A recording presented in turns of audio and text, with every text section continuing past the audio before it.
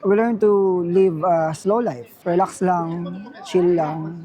Yeah, may mga bagay na ma-appreciate ka. Kasi meron dito na wala dati sa Pilipinas. Ang hirap explain. Something na marirealize mo lang pag tumira ka na sa isang lugar outside of the Philippines.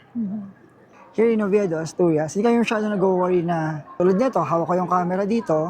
Actually, kahit ilapag ko to doon, Yes. hindi ako mag-worry na biglang may mangi-snatch niyan.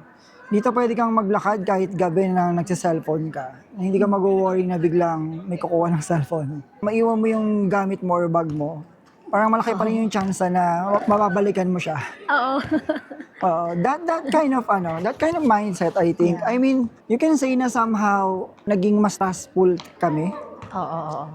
I agree. Parang maingat pa rin naman. Iniisip mo na mas safe na yung environment mo. Pwede kang maglakad, pwede kang maging ikaw nang walang mapupuna sa'yo. Walang magjo-judge. Walang magja-judge sa'yo. Walang may masamang Oo. tingin sa'yo. Yeah. Tsaka hindi sila dito racist, no? Hindi ka nila titingnan ng weird. Oo. You can be who you are. Yes, you can be free to be who you are. May mga bagay dito na kung iisipin mo, pwede pala yun. Yung dati na gusto mo ipaglaban na deserve mo, dito nakukuha mo siya ng free. Dito normal lang yun. Normal. Yung mga bagay sa Pilipinas na parang dati pinapangarap mo lang, dito free lang yun. Something like that. Hirap explain, no?